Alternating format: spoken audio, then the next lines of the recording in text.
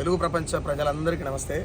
ఇంత early morning video ఎందుకు చేస్తున్నంటే almost మీకు అర్థం కావచ్చు. ఎందుకనంటే ఆకాశాన్ని అంటే అటువంటి గొంతు ఏదైతే ఉందో ఆ గొంతులలో ఒక గొంతు ఖమ్మం ఉమ్మనీరులో నిర్మాణమై యావత్తు తెలుగు ప్రపంచాన్ని చుట్టొచ్చినటువంటి ఆకాశాన్ని కూడా గొంతుతో తాకగలిగేటువంటి గొంతు ఉన్నటువంటి వ్యక్తి.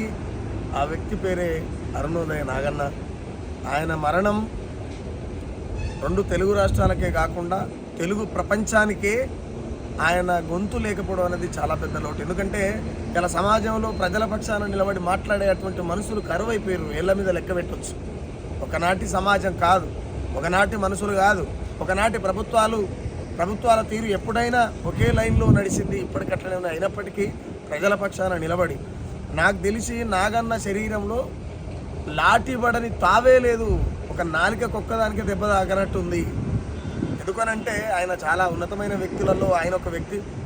నేను అందుకే ఏమంటే గొంతుతోనే ఒకవేళ ఆకాశాన్ని తాకి నేలకి రావాలంటే అది నాగన్నకే సాధ్యమవుతుంది. కొన్ని గొంతులలో నాగన్నకే అది సాధ్యమవుతుంది. అలాంటి గొంతు లేకపోవడం చాలా చాలా బాధాకరమైనటువంటి విషయం.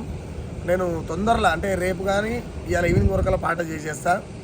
విప్లవ గొంతుల విత్తనమే అరుణోదయ నాగన్న, గొంతెత్తిత పాటల పర్వతమే అరుణోదయ నాగన్న. ఇట్లా ఆయన పాట ఈ ప్రపంచాన్ని ఎంత మేల్కొల్పిందంటే, ఎంత పటిష్టంగా చేసిందంటే, నాలాంటి బిడ్డలకు నిజంగా కూడా ప్రజల పక్షాన నిలబడి ఆయన లాంటి జీవితాన్ని అనుభవించాలంటే చాలా కష్టం. కానీ ఆయన యొక్క విధి విధానం ఏదైతుందో ఎక్కడ కూడా లొంగిపోయినటువంటి మనిషి. కోట్ల రూపాయలు ఇస్తామన్నా కూడా లొంగిపోయినటువంటి మనిషి.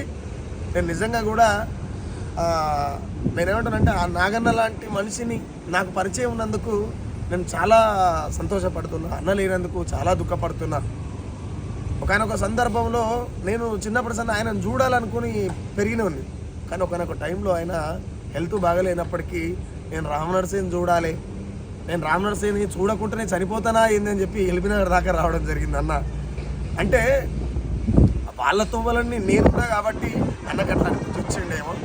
ఇవాళ నేను ఆయన అంత్యక్రియలకు పోయేటువంటి పరిస్థితి వచ్చింది. కాబట్టి నేను పోతున్నా. అన్న నాగన్న అంతిమయాత్రకు నేను పోతున్నా.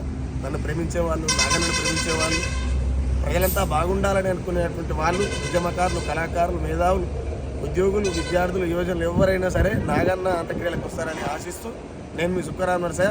మన సత్తన్న అన్నమైన పాట ఒక చిన్న లైన్ పాడతాడు.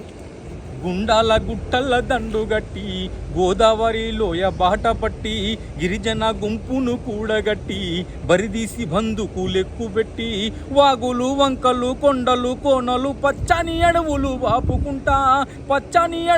బాపుకుంటా, నెత్తిన జెండాను మోసుకుంటా, త్యాగాల లిచ్చెనేసి నాగన్న ప్రాణాలనిచ్చినవా, త్యాగాలనిచ్చినేసి నాగన్న ప్రాణాలనిచ్చినవా. దయచేసి అందరూ నాగన్న పరిచయస్తులు కావచ్చు, నాగన్న పాట పరిచయం ఉన్నటువంటి వాళ్ళు కావచ్చు, ఖచ్చితంగా ఈ అంత్యక్రియల్ని చాలా ఉన్నతంగా, చాలా గొప్పగా వేలాది మంది జనసముద్రంలో అన్న అంతిమయాత్రలు జరగాలని కోరుకునే దాంట్లో నేను ఒకరిని. కాబట్టి అందరూ వస్తారని ఆశిస్తున్నాను.